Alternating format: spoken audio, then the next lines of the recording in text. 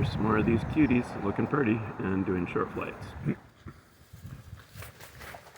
The way the sunlight fell in this video, you can see a lot better than in the last one that the peahens have beautiful rainbow colors too. It's definitely possible to confuse them for the peacocks if you don't check for the male's long tail or train.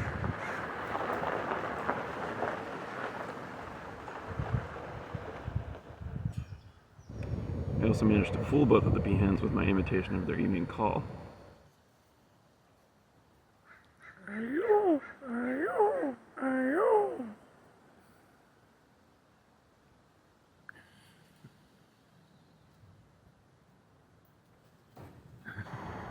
Those super vivid colors, by the way, come from nanoscale structures in the peafowl's feathers, so tiny that they create the colors by physically interfering with the light waves rather than using pigments. Pretty amazing.